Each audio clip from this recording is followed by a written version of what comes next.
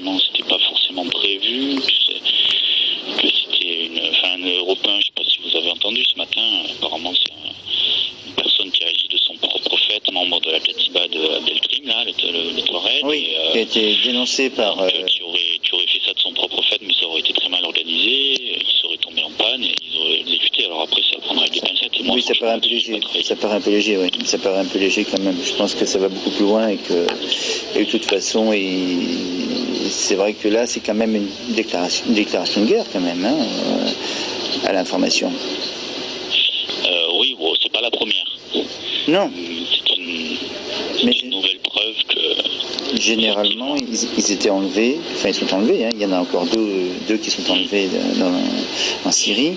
Et ensuite, moi j'ai bien connu Lionel Deconinck qui s'occupait de la négociation des journalistes qui avaient été enlevés là, en Afghanistan. Voilà. Et il me disait que c'était pas facile, hein. C'est pas facile du tout. Donc maintenant c'est un métier, voilà, on se demande comment on peut le faire dans les meilleures conditions. Oui, on doit s'adapter. On doit s'adapter. Mais le danger est de plus en plus palpable. Franchement, oui, non, mais encore une fois, c'est vraiment dans certaines zones. Voilà, après, dans tout le reste du Mali, on peut travailler sans trop de problème, même aller à Gao. Bon, il y a les risques qui sont les risques de tout journaliste qui se rend sur un lieu où il y a des conflits ou des attentats, mais globalement, on peut bien travailler à Gao, on peut se déplacer sans problème. Sans problème. Vous pensez c'est vraiment, c'est vraiment des endroits sécurisés. Oui. Mais là, c'est peut-être aussi parce que les élections ont lieu très prochainement. C'est par rapport à ça aussi. Peut-être, je sais pas. Ça peut être ça aussi. En tout cas, vous disiez dans votre article que la menace n'était pas éradiquée. Hein, non, loin de là. Ça s'est révélé tout à fait. Ça se confirme. Voilà, non, mais ça, de toute façon, personne n'était dupe, sauf François Hollande quand il a fait son discours comme quoi la guerre était gagnée. Mais au niveau militaire, des renseignements, ils étaient bien conscients que c'était loin d'être gagné. Et le fait de renforcer encore l'armée, c'est quelque chose qui peut... C'est une bonne chose? Je sais pas. Ça paraît curieux parce qu'il était question de diminuer justement les forces. Ils vont pas augmenter, ils ont envoyé des renforts sur Kidal. C'est ça. Mais de toute manière, à la base, ils avaient prévu qu'il y aurait plus que 1000 hommes à la fin de l'année, et finalement ils seront 2000.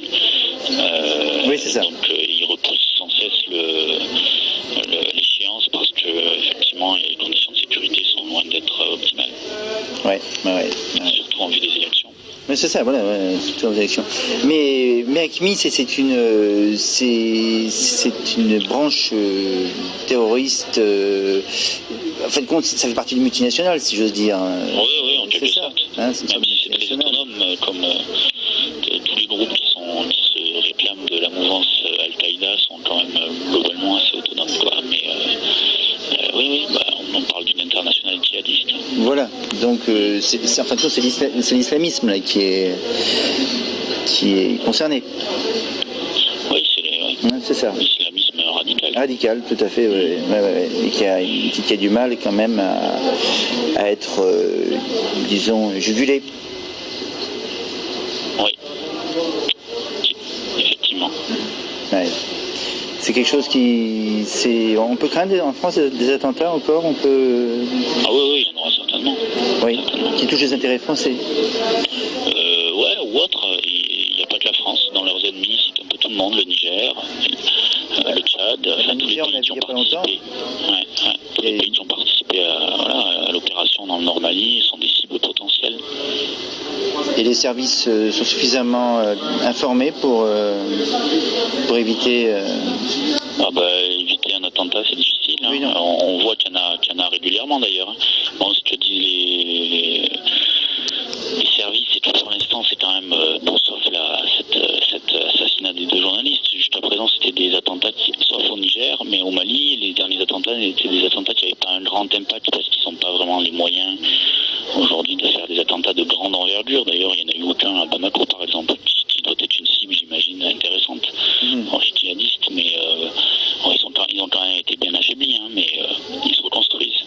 Tout à fait.